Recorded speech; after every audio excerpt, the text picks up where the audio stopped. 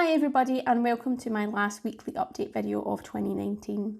Now in the last 3 years I've done a blog post reviewing what I've been doing for the year and just kind of recording some stats. And I have done a blog post this year for 2019, but I also wanted to do a video, especially since this is the last Friday of the year. So I wanted to talk about what I've been up to, share some thoughts and try and convey some of the successes and stories that I've had throughout this year. Now, this is often a time for everybody like saying how well they did for the year. Now, if you're sitting there thinking you didn't do so well this year, please don't try and compare yourself to other people.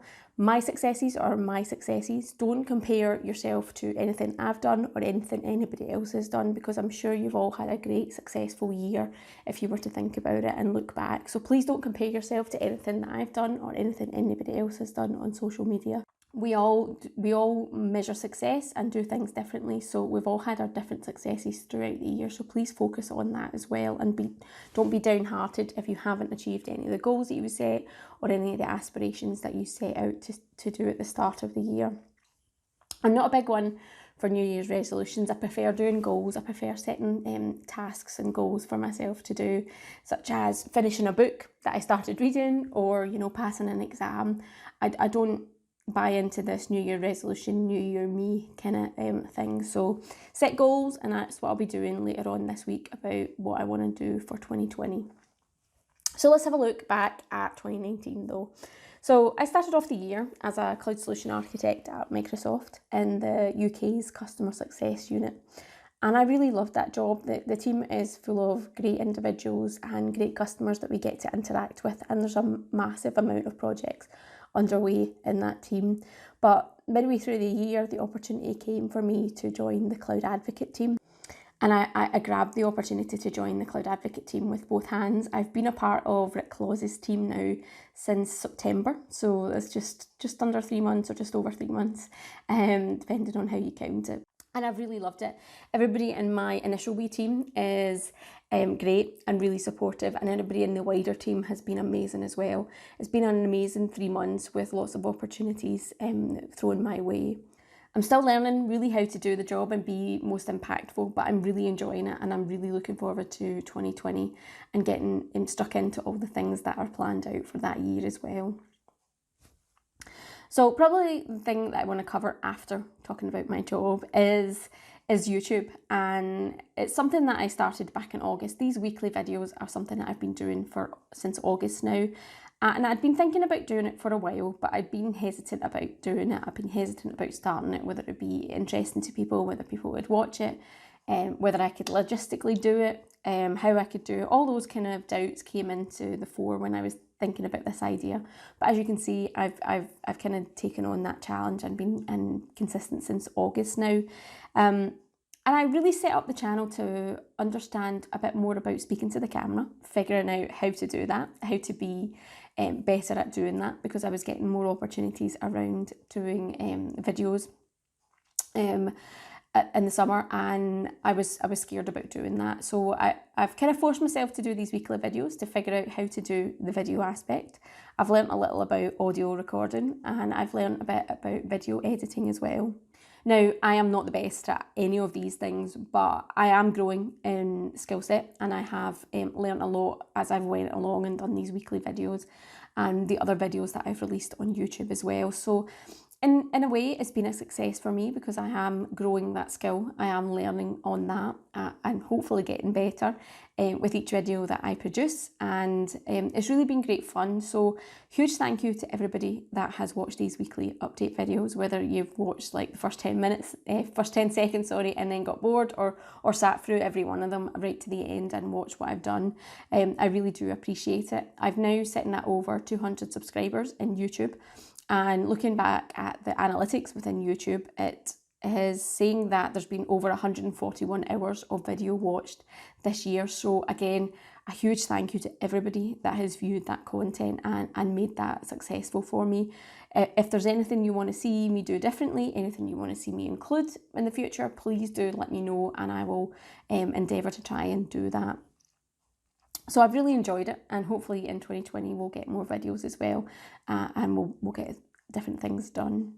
The other thing I wanted to touch on, and I've touched a bit more on this in my actual blog post, but it's phenomenal to see how my blog has grown. You know, in 2018, when I looked back at the stats, my unique views or page views had grown 100%.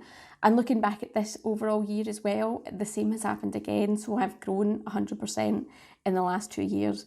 So again, thank you to everybody that has viewed a blog post, that has read my blog post, has inspired a blog post, and stuck with me throughout that journey. I think I wrote over 60 different blog posts this year, so there's a lot of content on there. Please do have a look at it. Again, any comments or feedback, I'd be welcome to hear them. I've also started blogging on our team blog, so itopstalk.com, so you'll see some of my posts appear there, and I've got a lot of half-written ones that I need to finish off and get in the pipeline as well for being released. So definitely check that out if you haven't. There's some great content from our team. But I love the blogging. It's a great way of teaching myself something or reaffirming what I know and being able to share that in a written medium. And hopefully in a useful way as well. I do enjoy it. I think it reinforces my learning, and if I need to go back to something, if I've learned something and I've vlogged about it and then needed to go back to it later on, it's always a great resource for me, and I know that the content's there so I can refresh my memory. And again, thank you to everybody that supported that for me. My travel is something that I'm always keen to kind of look back on. I use an application called TripIt to try and track my travel. Now, it does track my work and my personal trips. So I've had my family holidays in there. I've had, you know, different things in there as well. In TripIt, you can mark what isn't a business trip by saying it's a personal trip. Now, I don't really know where that translates within TripIt. I need to have a look at it and maybe even speak to the team there, because last year I travelled 68 days, and in those 68 days there were family trips as well in amongst the work travel. And this year it's saying that I've travelled 99 days. Now I can't differentiate easily between what was a work trip and what was a personal trip. So I'd really love to be able to do that within TripIt. I'd really love to say that I've travelled, you know, 60% of my travel is from work related and the other 40% was personal, or whatever it may be. And I'd love to be able to do that and give that a breakdown of what was work and what was personal. I have enjoyed the travel, and the travel has increased a bit. So I've had a lot more international trips this year than I did last year. With this new job that I am a global resource, so I will be adding more global and more international travel trips to my schedule. But I'm enjoying it. I love travelling. I love seeing new people. I love getting the opportunity to explore the world. Scotland is my home, and I will always enjoy coming back to it, but I do enjoy travelling as well. And the travel has kind of increased a bit because my public speaking has increased as well. You know, I started public speaking in 2017 in Glasgow at a Tech UG event, and I've kind of not looked back from there. Although I wish I'd done a wee bit more talking, public speaking, even at our events between then and now. It's been a fantastic journey, and again, thank you for everybody that supported me.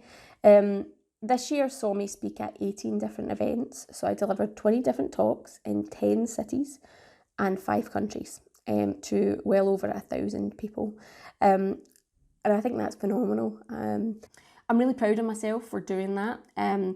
By nature, I'm a shy person, so public speaking isn't something that if you'd said to me 2-3 years ago I'd be doing as a job, is not something I would have said would be happening. I thought you would have been talking nonsense, but I really do love it. I love the experience that it gives me. I love the contact that I get with the community and other people.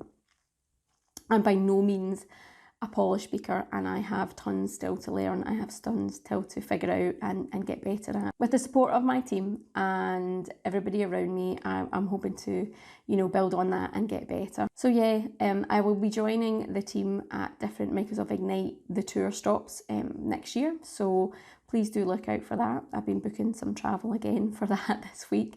But yeah, I will be travelling around the globe with the Microsoft Ignite, the tour team. So if you see me, come and say hello, and hopefully you'll enjoy the talks that I'm delivering. I'm already looking at my schedule for 2020 for some of the third-party conferences, so I've answered a few call for papers, and I'm just trying to juggle what I want to do versus what's already in the calendar, and making sure I've got time for some family vacations and family holidays as well within amongst that.